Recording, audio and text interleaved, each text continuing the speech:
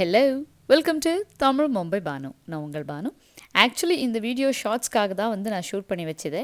But அது வந்து என்ன பண்ணி எவ்வளோ எடிட் பண்ணாலுமே வந்து 3 மினிட்ஸ்க்குள்ளே என்னால் வந்து ஷூட் பண்ணி எடிட் பண்ண முடியல.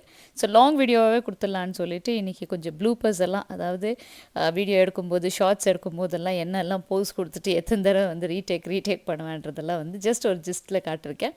அதே மாதிரி நிறைய சிஸ்டர்ஸ் கேட்டிருக்க அந்த ஒரு கேள்விக்கான பதில் இந்த வீடியோவில் இன்றைக்கி. ஸோ வாங்க, காலையில் எப்பவும் போல் எல்லா வேலையும் முடிச்சிட்டேன். 3:30க்கு எழுந்தாச்சு. இன்றைக்கி வந்து Thursday.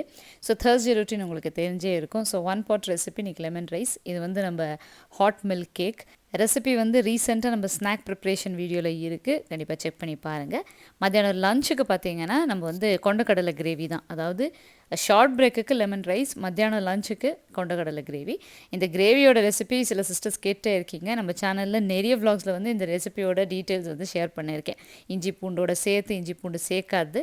பட் என்ன டைட்டில் கொடுத்து சேர்த்துருக்கேன்னு தான் எனக்கு தெரியல. பட் கொண்டக்கடலை கிரேவி, கடலைக்கறி, கருப்பு, பச்சைக்கடலை, இந்த சர்ச்சில் வந்து நீங்கள் தேடினீங்கன்னா இதெல்லாம் டைப் பண்ணி கண்டிப்பாக கிடைக்கும்னு நினைக்கிறேன். ஏன்னா வந்து ஏதாவது ஒரு டிஃப்ரெண்ட்டான பேரில் தான் வந்து நான் வந்து ஷேர் பண்ணியிருக்கேன். பட் கிரேவியோட ரெசிபி, டீட்டெயில் ரெசிபி இருக்குது.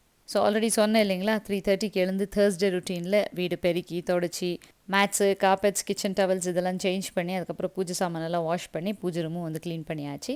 பிரேக்ஃபாஸ்ட்டுக்கு ஆல்ரெடி சொன்னேன் 1 pot ரெசிபியான லெமன் ரைஸ். மத்தியானம் லஞ்சுக்கு கொண்டக்கடலை கிரேவி. காலையில் லெமன் ரைஸ்க்கு ரைஸ் வடிக்கும் போது கொஞ்சமாக ஒயிட் ரைஸ் வந்து செப்பரேட்டாக எடுத்து வச்சுட்டேன். ஸோ மத்தியானம் லஞ்ச் பாக்ஸ்க்கு பசங்களுக்கு கொண்டக்கடலை கிரேவியோட ரைஸும் மிக்ஸ் பண்ணி விட்டுட்டா. இது வந்து முளைக்கட்டின சுண்டல். இது வந்து காலையில் ஸ்கூலில் சாப்பிட்ட மாதிரி இருக்கும். அதே மாதிரி வந்து மத்தியானம் அதாவது ஈவினிங் லஞ்சில் சாப்பிட்ட மாதிரி தான் இருக்கும். வீட்டுக்கு வந்ததுக்கப்புறம் நைட்டு வேணும்னா சப்பாத்திக்கு சாப்பிட்டாலும் ஒரு ஹோல்சம் மீலாக இருக்கும். அதே மாதிரி லெமன் ரைஸ் கொஞ்சமாக கொடுத்து விட்டுருந்தேன்னா காலையில் பிரேக்ஃபாஸ்ட்டுக்கு இங்கே அரைங்குறையமாக சாப்பிடுவாங்க. ஸ்கூலில் காலையிலே சாப்பிட்றதுக்கு கரெக்டாக இருக்கும். பிங்க் வாட்டர் எனக்காக வெயிட்டிங். இதோட டீட்டெயில்ஸ் ஆல்ரெடி நிறைய vlogsஸை ஷேர் பண்ணியிருக்கேன். ஸோ இவங்க லஞ்ச் பாக்ஸ் எல்லாம் பேக் பண்ணிவிட்டு இந்த வேலையெல்லாம் முடிக்கிற டைமில் நம்ம ஷார்ட்ஸுக்கு உண்டான கிளிப்ஸை வந்து ரீடேக்கில் வந்து எடுத்துகிட்டு இருக்கோம். ஸோ எல்லாமே வந்து நான் அந்த டைமில் தான் பண்ணுவேன். அதாவது செப்பரேட்டாக வீடியோக்காக டைமோ, செப்பரேட்டாக வந்து வீட்டு வேலைக்காக டைம் இல்லை. வீட்டு வேலையோட vlogsஸோட வீட்டு வேலை. ஸோ அதே தானே நம்ம சேனலோட பேஸே. அதுக்கப்புறம் தான் எடிட்டிங் எல்லாம் பண்ணி வாய்ஸ் ஓவர் கொடுத்து அதுக்கப்புறம் தான் வந்து ஷேர் பண்ணுறது. ஸோ பொதுவாக பார்த்தீங்கன்னா எக்ஸ்ட்ராவாக டைம் எடுத்து ஒரு நாளெல்லாம் வந்து வீடியோ ஷூட்டிங்காகவே டைம் ஸ்பெண்ட் பண்ணுறதெல்லாம் வந்து நான் ரொம்ப குறைவு. ஏன்னா அதுவே வந்து நான் நிறைய டைம் கொடுத்து நிறைய வந்து செய்யணும்னு நினச்சினேன்னா எனக்கு வந்து இதில் இன்ட்ரெஸ்ட் இருக்காது. நான் வந்து ரொம்ப என்ன சொல்கிறாங்க, பேஷனோட ரொம்ப ரசித்து ரொம்ப என்ன சொல்கிறாங்க ஹாப்பியாக, அதாவது இது ஒரு எக்ஸ்ட்ரா வேலையாக நினைக்காம நான் வந்து ஷூட் பண்ணி வீடியோஸ் எல்லாம் ஷேர் பண்ணி போஸ்ட் பண்ணி கமெண்ட்ஸ்க்கெல்லாம் ரிப்ளை பண்ணுறது எல்லாமே வந்து எனக்கு ஒரு எக்ஸ்ட்ரா ஒரு ஸ்ட்ரெஸ் பஸ்டராக இருக்கே தவிர இது வந்து எக்ஸ்ட்ரா ப்ரெஷராக இல்லை, எக்ஸ்ட்ரா வேலையாக எனக்கு தோணலை. ஸோ அதுக்காக தான் என்னால் வந்து லாங் வீடியோஸு, ஷார்ட் வீடியோஸ் இது எல்லாமே வந்து கன்சிஸ்டண்ட்டாக ரெகுலராக கொடுக்க முடியுது. இதுவே ஒரு வேலையாக இது வந்து இப்படி தான் செய்யணும், இப்படி வந்து கேமரா செட் பண்ணி வைக்கணும், இதுக்கு இந்த டைம் வைக்கணும், அந்த டைமுக்கு அந்த அவுட்ஃபிட் போடணும், இந்த மேக்கப் இருக்கணும், இதெல்லாம் வந்து நான் ஸ்ட்ரெஸ் எடுத்துட்டேன்னா எனக்கு இதில் வந்து இன்ட்ரெஸ்ட் இருக்காது. சில பேரோட சேனல்ஸ் வந்து பர்ஃபெக்டாக இருக்கும். பட் அவங்க வாய்ஸில், அவங்க பேச ஸ்டைல்லையே எவ்வளவோ தயக்கம் இருக்கும். கான்ஃபிடென்ஸ் இருக்கிற மாதிரி இருக்காது. எதையோ சொல்லி எதையோ காட்டி எங்கேயோ ஃபேக்காக இருக்கிற மாதிரி இருக்கே, இது ரியாலிட்டி இல்லையான்ற மாதிரி உங்களுக்கே தெரியும். அந்த ஒரிஜினாலிட்டி இல்லாத சில விஷயங்களை வந்து நம்மளால் வந்து ரெகுலராக நார்மலாக கொடுக்க முடியாது. எப்போவாவது வந்து ஒரு தடவை நம்ம ஃபேக்கினஸ் வெளியே வந்துடும். அது ஒரு ஸ்டேஜில் பார்த்தீங்கன்னா அந்த ஃபேக்கினஸ் காட்டி காட்டி அந்த ப்ரெஷர் எடுத்து எக்ஸாஷன் லெவல் போயிடும். அப்போ தான் வந்து முடியவே முடியாதுன்ற தாட் வந்து அப்படியே கட் ஆகிடும். ஸோ ஃபேக்காக இல்லாமல் ஒரிஜினலாக நேச்சுரலாக இருக்கிறது தான் நம்ம சேனல். மார்னிங் ரொட்டீன் அத்தோடு முடிஞ்சிடுச்சு. எல்லோருக்கும் குட் ஈவினிங். டீ பவுடர் இப்போ தான் எடுத்திருக்கேன், புது பேக்கெட். இது வந்து ரீஃபில் பண்ணி வச்சுருக்கேன் கழுவுன டப்பாவில். ஸோ எப்போல்லாம் வந்து 1 ஸ்பூன் 2 ஸ்பூன் அந்த கண்டெய்னரில் இருக்கோ க்ராசரி ஐட்டம்ஸ், அதை வந்து ஒரு பிளேட்லேயோ ஒரு கப்லேயோ சின்னதாக ட்ரான்ஸ்ஃபர் பண்ணிவிட்டு அதை வந்து வாஷ் பண்ணி வச்சுருவேன். அது முடிகிற டைமில் நமக்கு வந்து வாஷ் பண்ணி வச்சு தொடச்சி ரீஃபில் பண்ணுறதுக்கு ஈஸியாக இருக்கும். அதே மாதிரி கண்டெய்னர்ஸ் வந்து எப்போவுமே பளபளன்னு இருக்கிறதுக்கு காரணம் அதுதான். ஸோ டீ பொடி அப்படி தான் வந்து எடுத்து வச்சுருந்தேன். அதே மாதிரி சர்க்கரை டப்பாவும் நேற்று வந்து காலி ஆகிட்டு இருந்தது. அதாவது 2 ஸ்பூன் இருக்கிற டைமில் நான் வந்து எடுத்துகிட்டு வாஷ் பண்ணி வச்சுருவேன். அந்த 2 ஸ்பூன் அன்றைக்கி ஒரு நாளைக்கு ஆகும். அப்புறம் நம்ம வந்து தொடச்சி க்ளீனாக வந்து ரீஃபில் பண்ணிட்டோம்னா எப்போவுமே டப்பாங்க வந்து பளபளன்னு இருக்கும். இல்லைனா ஆடி மாதத்துக்கு, பொங்கலுக்கு, தீபாவளிக்கு எண்ணிட்டு ஃபுல்லாக டப்பா கழுவு, கிச்சனை க்ளீன் பண்ணு, டீப் க்ளீன் பண்ணு அன்னிட்டு 2 நிமிஷம் 3 நிமிஷத்தில் ஆகிற வேலையை 2 மணி நேரம் 3 மணி நேரம் பண்ணிப்போம். நான் பொதுவாக டீப் க்ளீன் பண்ணுறதுக்கு போகிறதில்ல, இந்த மாதிரி தான். ஸோ கையோட இப்போ ஒரு டப்பா 2 டப்பா வந்து ஒரு வாஷ் பேசன் ஃபுல்லாகவே ஒரு சிங்க் ஃபுல்லாகவே நம்ம வந்து வெசல்ஸ் வாஷ் பண்ணுறோம். கையோட ஒரு டப்பா 2 டப்பா கழுவி முடிச்சிடுறோம். அதுவே ஒரு நாளெல்லாம் வந்து இது எல்லா டப்பா எடுத்து கழுவி அதுக்கு வேலை வைக்கணும்னா, ஸோ இந்த டப்பா இந்த கண்டெய்னர்ஸ் எல்லாமே வந்து அப்படி தான் ஸ்டோர் பண்ணிட்டு இருக்கிறது. ஸோ ஆல்ரெடி சொன்ன சர்க்கரை டீ தூள் ரெண்டுமே வந்து அப்படி தான் கழுவி ரீஃபில் பண்ணியாச்சு. ஸோ அந்த பழைய டீ பொடியோடு சேர்த்து இன்றைக்கி புது டீ பொடியும் சேர்த்து அந்த ரீஃபில் பண்ணி அந்த புது பாக்கெட்லேருந்து டீ பொடியெல்லாம் ரீஃபில் பண்ணி டீ போட்டு குடிச்சாச்சு. ஈவினிங் ரொட்டீன் ஸ்டார்ட் ஆகிடுச்சு. என்னடா இது பளிச்சன்னு வெயில் வருதுன்னு பார்த்துட்டு இருந்தோம். பளிச்சன்னு வெயில் வர டைம்லேயே அப்படியே வந்து மழையும் வர ஸ்டார்ட் ஆகிடுச்சு. பசங்களோட போர்ஷன்ஸ் லிஸ்ட்டு இதெல்லாம் வந்து ஃப்ரிட்ஜ் மேலே போட்டிருப்பேன்னு சொன்னேன். அதாவது பிரிண்ட் அவுட் எடுத்து ஸோ அதுதான் ரெஃபர் பண்ணி அவங்களும் வந்து அடுத்த நாளைக்கு என்ன போர்ஷன்ஸ் இருக்குது என்னெல்லாம் படிக்கணுன்றதை வந்து ரெஃபர் பண்ணிக்கிறாங்க. இல்லைனா ஒவ்வொரு தடவையும் ஃபோன் எடுத்து ஃபோன்லேருந்து செக் பண்ணி பார்க்கணும். பல விஷயங்கள் இருக்குது. அதாவது கிராமருக்கு செப்பரேட் போர்ஷன்ஸ் இருக்குது, ஸ்பைரல் புக்கு செப்பரேட்டு அந்த மாதிரி. ஸோ அவங்களே வந்து ரெஃபர் பண்ணிக்கிறதுக்கும் எனக்கு ரெஃபரன்ஸ்க்கு ஈஸியாக இருக்கட்டும்ன்றதுக்காகவும் அதை வந்து நான் மாட்டி வச்சுருக்கேன். லாஸ்ட் வ்ளாகில் உங்களுக்கு சொல்லியிருந்தேன் பிரிண்ட் அவுட் எடுத்து. அக்கா போய் வெளியில் படிச்சுட்டு இருக்கா, நானும் போய் வெளியில் படிக்கிறேன்னு வெளியில் உட்காந்து படிச்சுட்டு இருக்காங்க போட்டிக்கோல. நம்மளோட ஈவினிங் ரொட்டீன் வந்து ஸ்டார்ட் ஆகிடுச்சு. ஸோ காலையில் செஞ்ச நம்மளோட சுண்டல் குழம்பு, அதாவது கொண்டக்கடலை கிரேவி வந்து இப்போ வலிச்சு வைக்கணும். இந்த மூடி கீழே விழுறது, கரண்டி கீழே விழுறது இதெல்லாம் சகஜமாப்பா, அப்படி ஆகிட்டு இருக்குது. பட்டர் ஃபிங்கர்ஸ் பொண்ணு நான் வந்து பரபரப்பாக செய்யும்போது 4 பாத்திரம் 4 கிண்ணம் 4 ஸ்பூனு டம்முன்னு கீழே விடும். ஆனால் காலையில் 3:30 மணிக்கு செய்கிறோம் பாருங்கள், ஒரு துளி சவுண்டு கூட வராது. அதுவே பசங்க அங்கே இங்கே ஓடிட்டு இருந்தால் இந்த சவுண்டில் அவங்க பயந்துடணும். அந்த மாதிரி வந்து கீழே மேலே கொட்டிகிட்டு இருக்கோம். அதாவது பாத்திரம் தான் விழும், அந்த மாதிரி விழுந்தனால தான். ஸோ இன்றைக்கி பார்த்தீங்கன்னா சுண்டல் கிரேவி வந்து ட்ரான்ஸ்ஃபர் பண்ணிவிட்டு குக்கர்லேருந்து சூடு ஏற்றி, அதாவது கிச்சன் க்ளீனிங் நார்மலாக வந்து காலையில் Thursdays எப்போவுமே க்ளீன் பண்ணிவிடுவோம். ஈவினிங் வந்து எப்பவுமே ஸ்டவ் துடைக்கிறது, வெசல்ஸ் எல்லாம் வாஷ் பண்ணி ஸ்டவ் கான்ஸ்டாப் அது வந்து பண்ணுற டைமு அது பண்ணி முடிச்சிட்டோ இல்லை அது பண்ணுற டைம்லேயே வந்து குழம்பு சூடு பண்ணிடலாம். குழம்பு சூடு பண்ணுற டைம்லேயே வந்து கொஞ்சம் ஃப்ரிட்ஜை க்ளீன் பண்ணிடலான்ற தாட்டில் இருக்கேன். ஸோ மாவு அரைக்கிறதுக்கு முன்னாடி வந்து நம்ம வந்து ஃப்ரிட்ஜை க்ளீன் பண்ணி வச்சுட்டா கொஞ்சம் மாவு அரைக்கிற டைமுக்கு ஃப்ரிட்ஜ் க்ளீனாக இருக்கும். அதுக்கப்புறம் வந்து வாரத்துக்கு மாதத்துக்கு நம்ம வந்து ஒரு அளவுக்கு க்ளீன் பண்ண மாதிரி. ஸோ இப்போ டப்பா வந்து க்ளீன் பண்ணிட்டேன். அதுக்கு ஒரு ருட்டீன் செட் பண்ணியாச்சு. எப்போல்லாம் காலி ஆகுதோன்னு ஃப்ரிட்ஜுக்கு ஒரு ருட்டீன் ஆகணும் இல்லையா, செட் ஆகணும். ஆனால் எப்போவுமே ஃப்ரிட்ஜு வந்து காலியாக வச்சுட்டு நம்ம வந்து க்ளீன் பண்ணுற வாய்ப்பே கிடையாது. ஒரு தக்காளி கொஞ்சமாக கொத்தமல்லி கருவேப்பிலையாவது இருந்தே இருக்கும். அது இல்லைன்னா வீடே நடக்காது. ஸோ அதுக்குன்னு ஒரு நாள் வச்சுட்டு அதுக்காக காலி ஆகிறதுக்கு வெயிட் பண்ணுறதுக்கெல்லாம் விட்டுட்டு நான் வந்து இன்றைக்கி எப்பவும் போல் நம்ம ஆஃப் பண்ணிவிட்டு ஒவ்வொரு ஷெல்ஃபாக எடுத்து தொடச்சி மறுபடியும் வந்து ரீப்ளேஸ் பண்ணிவிட்டு தேவை இருக்கிறதெல்லாம் டீக்ளட்டர் பண்ணுவோம் இல்லைங்களா, வார்ட்ரோப் ஆகட்டும் எல்லா இடமும். அதே மாதிரி ஃப்ரிட்ஜும் வந்து சிம்பிளாக வந்து ஒரு தொடச்சிட்டு க்ளீன் பண்ணிடலான்ற தாட்டோடு தான். ஸோ யூஸ்வலாக வந்து ஃப்ரைடே பண்ணக்கூடாது, டியூஸ்டே பண்ணக்கூடாது க்ளீனிங், இந்த தாட்டெல்லாம் இருக்கும்.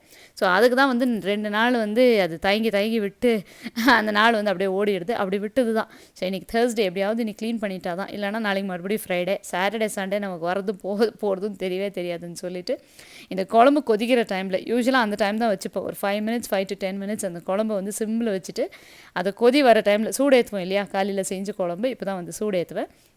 நல்லாவே இருக்கும், ஒன்றும் ஆகிறதில்ல எங்கள் ஊர் வெதருக்கு. ஸோ அது சூடு ஏறுற டைமில் இந்த ஃப்ரிட்ஜ் க்ளீன் பண்ணிடலான்ற ஒரு தாட்டோட ஒரு டைமிங் நானே எனக்கு ஃபிக்ஸ் பண்ணிட்டு இருந்தேன். ஸோ இது சிம்மில் வச்சுட்டு அதுக்கப்புறம் வந்து ஃப்ரிட்ஜை ஆஃப் பண்ணிவிட்டு ஒரு 5 to 10 minutes வந்து எல்லாத்தையும் எடுத்து தொடச்சி க்ளீன் பண்ணி வச்சிடலாம். என்ன இல்லைன்னாலுமே ஃப்ரிட்ஜில் பார்த்தீங்கன்னா இந்த மாவு டப்பாலேருந்து காஞ்சி போய் உடந்து அது சிந்துது பார்த்தீங்களா, அதுவே தான் அதிகமாக இருக்கும். ஸோ டிஃபன் பாக்ஸஸ் எல்லாம் வாஷ் பண்ணி கிச்சனை க்ளீன் பண்ணதுக்கப்புறம் எந்த க்ளீனிங்காவது ஈவினிங்கோ மார்னிங்கோ வச்சுட்டோம்னா நமக்கு வந்து அதுலேயே பாதி டென்ஷன் கம்மியாகும். ஸோ எல்லாத்தையும் போட்டு வீடெல்லாம் வந்து பரப்பி வச்சுட்டு கிச்சன் ஃபுல்லாகவே வந்து அழுக்க வச்சுட்டு எதுவுமே வந்து க்ளீன் பண்ணாமல் அதுக்கப்புறம் இன்னொரு க்ளீனிங் வச்சுட்டு அதுக்கப்புறம் எல்லாத்தையும் க்ளீன் பண்ணலான்னு நினைங்க, கண்டிப்பாக அந்த மூடே வராது. அது இல்லாமல் நீங்கள் வெசல்ஸ் வாஷ் பண்ணி நீட்டாக ஸ்டவ் எல்லாம் தொடச்சி நைட் டின்னருக்கெல்லாம் பிளான் பண்ணி வச்சுட்டு அதுக்கப்புறம் ஒரு இடத்த வந்து க்ளீன் பண்ணுறதுக்கு ஸ்டார்ட் பண்ணிங்கன்னா அதோட பீஸ் ஆஃப் மைண்டே தனி தான்.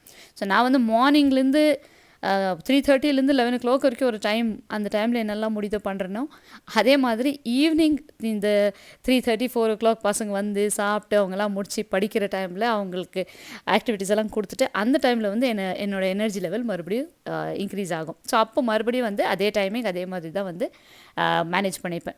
அதாவது குக்கிங் இல்லாமல் இப்போ நைட்டுக்கு வந்து க்ளீனிங் பண்ணணும், ஈவினிங் பண்ணணும்னா இந்த மாதிரி ஆர்கனைஸ் பண்ணிவிட்டு க்ளீன் பண்ணிவிட்டு மறுபடியும் அந்த ஆர்கனைசேஷன் வேலைக்கு வந்துடுவேன். ஸோ எப்போவுமே வந்து ஒரு ஷெல்ஃபை எடுத்துகிட்டு தொடச்சிட்டு அதில் ரீஃபில் பண்ணுறது. ஸோ ஃபஸ்ட்டு நம்ம சென்டிமெண்ட் ஜாகரியும் பாலும் வச்சுட்டு அதுக்கப்புறம் இருக்கிறதெல்லாம் வந்து பார்க்குறோம் இல்லையா, ஏதாவது மீந்து தேவையில்லாத ரொம்ப நாளாக வந்து உள்பக்கம் போய்ட்டு இருந்தோன்னா அதெல்லாம் எடுத்து அதை டிஸ்கார்ட் பண்ணுறதா இருந்தால் டிஸ்கார்ட் பண்ணுறது, இல்லை யூஸ் ஆகிறதா இருந்தால் யூஸ் பண்ணிவிட்டு மறுபடியும் வைக்கிறது. ஸோ ஒவ்வொரு ஷெல்ஃபாக பண்ணும்போது எனக்கு என்னன்னா, ஆல்ரெடி நிறைய வ்ளாக்ஸில் சொல்லியிருக்கேன், ஒரு இடமே ரொம்ப டென்ஷன் கொடுக்குது, ரொம்ப வேலை எடுக்குது, நமக்கு வந்து டைமே இதுக்கு போக மாட்டேங்குது, மூடும் இல்லை, இது பண்ணுறதுக்குள்ளே போதும் ஆயிடுச்சு போது நம்ம மீதி இருக்கிற ஷெல்ஃபெல்லாம் அப்படியே விட்டுறலாம், இன்னொரு நாள் பண்ணிக்கலான்னு. அதுவே எல்லாத்தையும் எடுத்து வச்சு மறுபடியும் பண்ணணும்னு நினச்சா அதுவே டென்ஷன் ஆகிடும். பண்ணியே ஆகணும்னு நமக்கே நம்ம கொடுத்துக்கிற ஒரு தண்டனை. நம்ம உழைப்பு, நம்ம வேலை, நம்ம பண்ணும்போது நம்ம ரூல்ஸே இருக்கட்டுமே, எதுக்கு ஆடுற தாட்டு தான். ஸோ இது பார்த்தீங்கன்னா பேக்கிங் சோடாவும் கொஞ்சமாக வெனிலா எசன்ஸ் ஊற்றிருக்கேன். ஸோ ஃப்ரிட்ஜ் ஸ்மெல் வராது இருக்கிறதுக்கு பேக்கிங் சோடா ரொம்ப நல்ல யூஸ்ஃபுல்லாக இருக்கும். ஸோ நீட்டாக வந்து செக்ரிகேட் பண்ணியாச்சு. வெஜிடபிள் பாஸ்கெட்டில் வந்து அந்த அளவுக்கு எதுவும் இல்லை, எல்லாம் ஜிப்லாக் கவரில் போட்டு தான் வச்சுருக்கேன். ஸோ நீட்டாக வந்து இந்த சைடு மட்டும்தான் வந்து க்ளீன் பண்ணி தொடச்சி எடுத்தாச்சு. டோர் பக்கம் எதுவும் அந்த அளவுக்கு அழுக்காக இல்லை, எதுவுமே வந்து சிந்து இல்லை. ஸோ அதை வந்து இப்போதைக்கு எடுக்க போகிறதில்ல. ஸோ நம்ம டைமிங் குழம்பு கொதி வர டைமுக்குள்ளே வந்து ஃப்ரிட்ஜ் க்ளீன் பண்ண வேண்டியது பண்ணிவிட்டேன். அந்த அளவுக்கு டீக்ளட்டர் பண்ண வேண்டியதோ பழசோ கிழசோ எதுவும் உள்ளே இல்லை. இதுதான் ஒரு அட்வான்டேஜ் நம்ம அடிக்கடி பண்ணும்போது.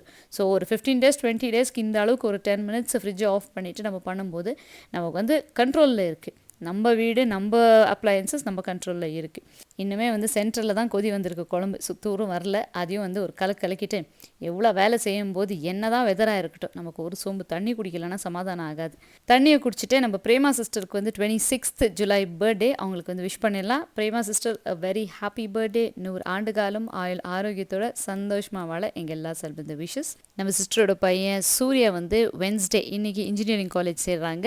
அவங்களுக்கு வந்து all the very best. Surya நல்லா படிங்க, நல்ல வெற்றிகரமாக வெளியில் வாங்க. இதுக்கு மேலே லைட்டெல்லாம் ஆஃப் பண்ணிவிட்டு மறுபடியும் ஆறாமல் வந்து உட்காந்து நான் புக் படிக்க போகிறேன். இவங்க பார்த்தீங்கன்னா படுத்துகிட்டே படிச்சுட்டு இருக்காங்க. படிங்க, அவ்வளோதான். சரி, மழை வருது, தூரல் போடுது, காலையில் போட்ட மேட்ஸ் எல்லாம் எடுத்துகிட்டு வந்து ரோல் பண்ணி வச்சுருங்கன்னு சொன்னேன். யஷ்வின் வைக்கிற டைமில் ஜோராகவே வந்துடுச்சு மழை. ஸோ பார்த்தீங்கன்னா அப்போ இருந்த வெதருக்கும் இப்போதுக்கும் வந்து டிஃப்ரென்ஸ் தெரியுது. ப்ளூஷாக இருந்தப்போ டவுட் ஆச்சு. இன்றைக்கி வந்து ஒரு டிஃப்ரெண்ட்டான ஒரு விஷயமும் வானத்தில் நடக்க போகுது, அதையும் பார்க்க போகிறீங்க. அதுக்கு முன்னாடி நிறைய சிஸ்டர்ஸ் ஆவலோடு காத்துட்டு இருக்கிறது, அதே மாதிரி சேனல் ஆரம்பித்த நாள்லேருந்து கேட்டுட்டு இருக்க ஒரே விஷயம், உங்கள் ஏஜ் என்ன? 80s 90s கிட்ஸா? எப்போ மேரேஜ் ஆச்சு? எப்போ உங்கள் பர்த்டே? எல்லாமே கேட்டுட்டு வந்துட்டு இருக்கீங்க. அவங்க எல்லோருக்கும் என்னோடய ஏஜ் வந்து 13/7/81. இதுதான் என்னோடய டேட் ஆஃப் பர்த்.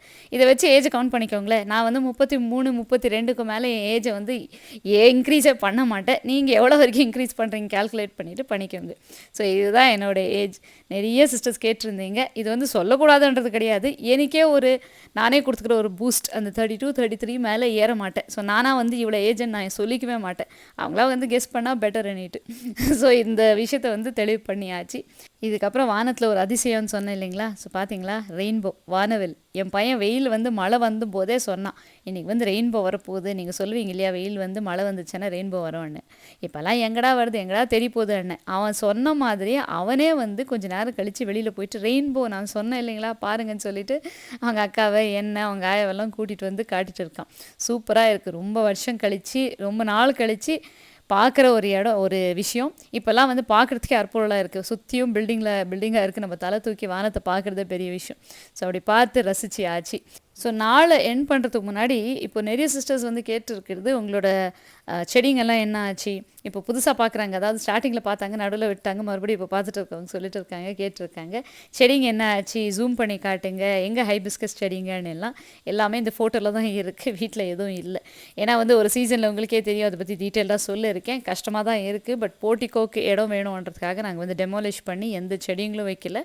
நீங்கள் வந்து 1 இயர் பேக் இருக்கிற வீடியோஸ் எல்லாம் செக் பண்ணிட்டு வந்தீங்கன்னா டீட்டெயில்ஸ் அதிலேயே இருக்கும்.